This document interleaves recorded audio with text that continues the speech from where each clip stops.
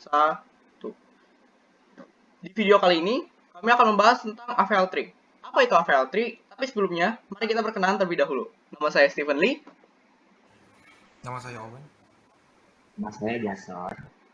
Nama saya Christian. Dan pada kesempatan kali ini, kami akan membahas tentang AVL tree. Boleh next?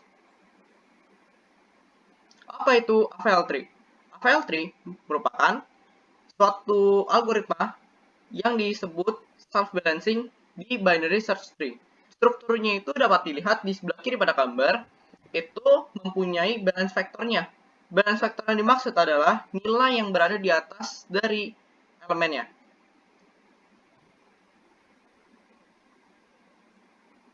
Nah, kemudian kita masuk kepada bentuk binary search tree. Nah, bentuknya itu dari paling awal itu merupakan elemen root atau elemen akar. Nah, yang di sebelah kiri yang berbentuk bulatan ini dinamakan node atau nilai atau elemen. Nah, hubungannya itu bisa dilihat jika 2 itu mempunyai anak 4. Maka dari sisi 4, 2 merupakan orang tuanya dan 4 dan 2 merupakan parent atau orang tuanya. Kemudian angka 0 itu menunjukkan balance vector yang dapat dilihat pada nilai-nilai yang di atas node-nya. Nah, struktur di sini merupakan struktur balance tree yang perfect karena dia merata dari sebelah kiri ke kanan. Untuk mengetahuinya bagaimana, boleh di next. Kita dapat menggunakan rumus di mana tinggi di sebelah kiri dikurangi dengan tinggi di sebelah kanan. Nah, 3 nilai yang paling penting di sini adalah jika min 1 maka akan berat ke kanan, jika 0 dia akan memiliki kesetaraan atau perfect, dan jika memiliki nilai 1 maka akan lebih berat ke kiri. Nah, kita akan ambil contoh pada selanjutnya. Di sebelah kiri itu adalah left heavy AVL tree.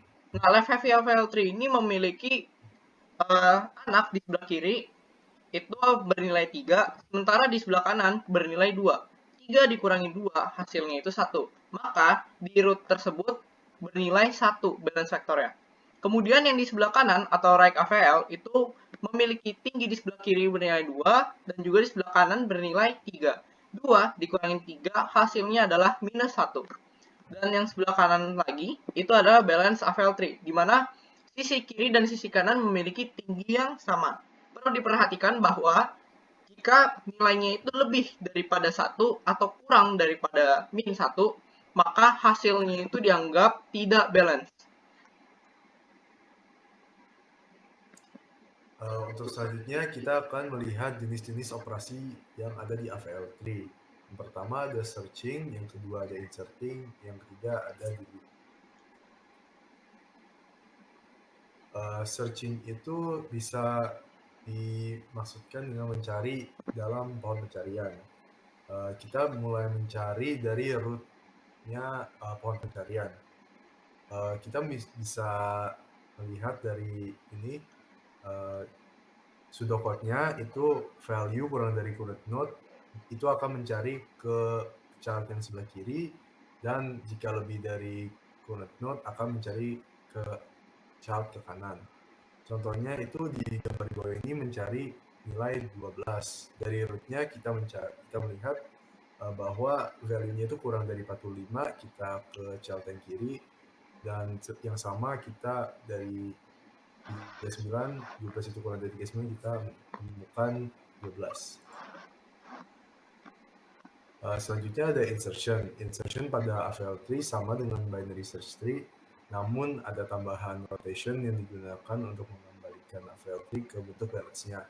Setiap kali melakukan insert node dan menghasilkan tree yang tidak balance, maka langsung di-balance dengan melakukan rotation. Bukan melakukan rotation di akhir ketika semua node sudah di-insert. Yang terakhir ada delete. Delete itu menghapus suatu node yang akan mengganggu balance vector, maka harus melakukan rotation untuk memperbaiki AVL-nya. Oke, sekarang kita masuk ke rotation. Yang pertama itu ada LL rotation. Jadi kapan kita memakai suatu rotation itu bisa dilihat dari sumber permasalahan dari rootnya. Kalau contoh di sini itu bisa kita lihat dia lebih condong ke kiri. Dan nilai balance factor dari root itu 2. Dan kalau kita lihat node child-nya itu dia ke kiri dan ke kiri. Makanya kita pakai rotasi LL. Nah, cara rotasi LL ini tinggal kita putar ke kanan. Jadi si B-nya itu tinggal kita rotate ke kanan. Maka hasilnya ada di paling kanan. Boleh next. Nah, berikut adalah contoh dari LL rotation. Jadi semula ada root, terus kita ingin menginsert nilai node 5. Jika dari root berarti kan dia kurang dari 40, berarti dia ke kiri, dan kurang dari 10 berarti ke kiri lagi. Nah, setelah kita hitung balance vektornya, rootnya itu bernilai 2, karena di kiri itu bernilai 3 dan yang kanan 1.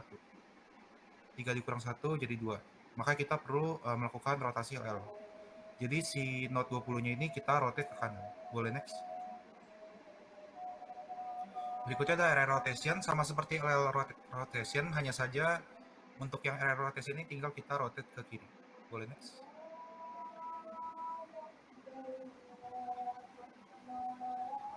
Boleh next.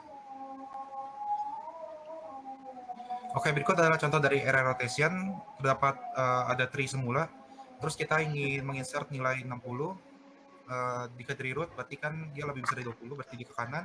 Dan lebih besar dari 40 berarti ke kanan lagi. Dan ternyata lebih besar dari 50 berarti dia ke kanan lagi.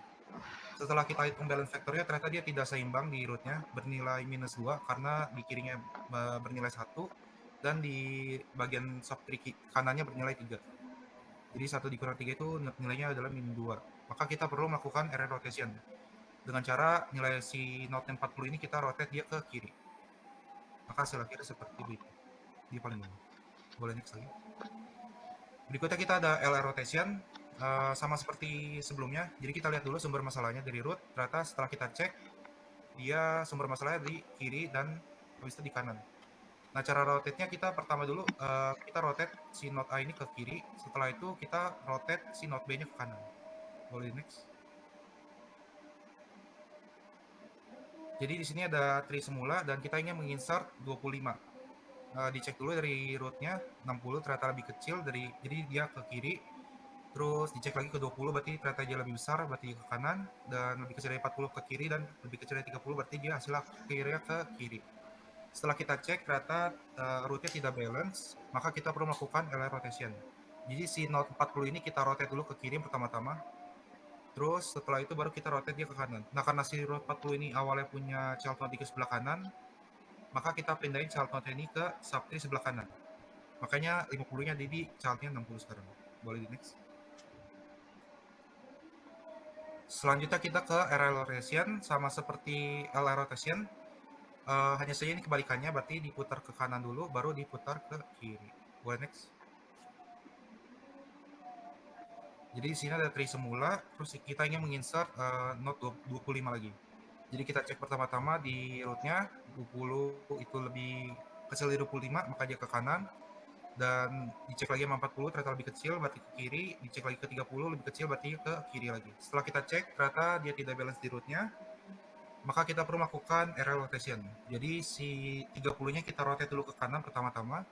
Setelah itu baru kita rotate dia ke kiri. Dan karena si root 30 yang awal ini punya child node di sebelah kiri 25, maka sekarang kita pindahin child node 25 ini ke sebelah kiri. Makanya sekarang child 25-nya ada di child node 20.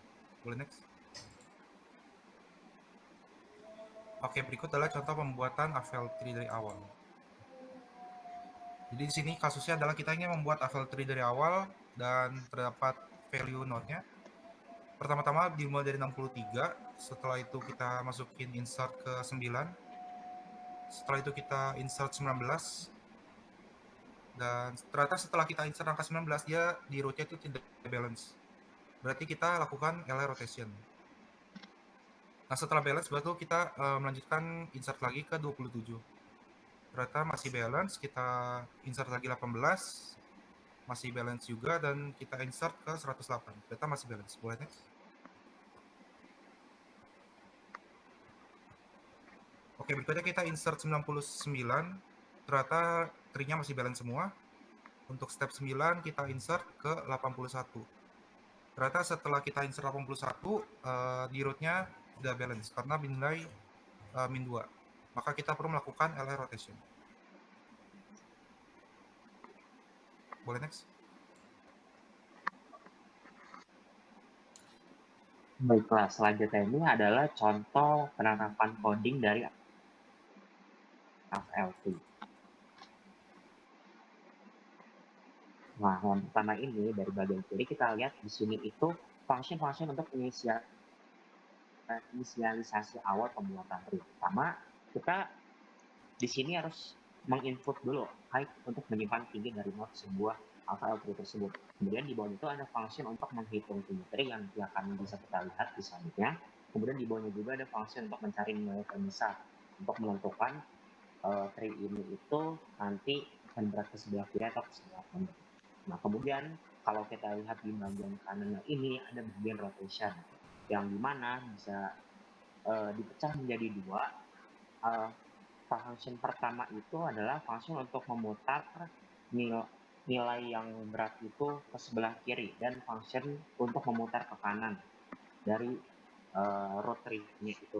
Nah, kemudian kalau kita lihat di bawahnya itu ada mengambil nilai suatu node. Boleh next. Nah, dari sini kita mulai insertion untuk penambahan seperti yang sudah teman saya tadi praktekkan. Nah, kalau dari sini itu kasusnya kan kita melakukan insertion dulu ke binary search tree itu, kemudian dicek apakah tinggi dari node sebelumnya itu balance atau tidak. Nah, kemudian dihitung balance factornya, dan saat kita menghitung balance factor ini kemungkinan akan terjadi 4 kasus. Yang pertama, apakah tidak balance ini nantinya akan kita gunakan left case untuk menjadi balance lagi, ataukah kita akan menggunakan right case, ataukah kita akan menggunakan left case, dan apakah kita akan menggunakan right case. Nah, kemudian kalau kita lihat di sampingnya ini adalah fungsi untuk delete node, untuk menghapus nilai yang sudah tidak kita butuhkan di FLT tersebut. Caranya bagaimana? Base case-nya itu apabila jika root-nya itu sama dengan 0, dia akan langsung return root-nya, langsung dihapus saja ya. Nah, kemudian kalau key-nya itu lebih kecil dari root, dia akan pindah ke kiri, dan kalau key-nya itu lebih besar dari root, dia akan pindah ke kanan. Bagaimana jika kasusnya itu root-rootnya itu punya anak? Kalau root-rootnya punya anak itu kan melakukan fungsinya di bawahnya, dan apabila rootnya itu punya lebih dari 2 anak, dia akan mengambil nilai kecil dulu di bawahnya, kemudian mengcopy nilai terkecil itu, baru melakukan deletion pada nilai yang sebelum di copy itu. Boleh di next. Nah, algoritma FLT ini memiliki time complexity yaitu deep annotation log n. Artinya waktu eksekusi algoritma akan cenderung meningkat secara logaritmik. Jadi meskipun ada penambahan input, waktu yang dibutuhkan algoritma tersebut untuk melakukan memproses input tersebut hanya akan meningkat sedikit. Ini merupakan salah satu keunggulan dari FLT dalam proses pencarian, penyisipan, dan penghapusan node. Bisa kita lihat dari grafik bawah tersebut. Kemudian ada penerapan nyata dari AVL3. Nah, penerapan nyata dari AVL3 itu apa aja sih yang bisa kita lihat itu? Pertama, penyimpanan data statik yang menekankan pada penggunaan memori yang telah disiapkan sebelumnya dengan struktur data menggunakan tabel yang kontinu. Kemudian juga ada penyimpanan data dinamik yang diimplementasikan dengan konsep linked list. Kemudian juga ada analisis data yang dimana penerapan algoritma FLT ini akan sangat efisien mengingat time complexity-nya yakni deep annotation log n. Baik teman-teman, terima kasih telah mendengarkan dari kelompok kami. Kami harap materi yang kami berikan dapat bermanfaat untuk kalian semua. Terima kasih.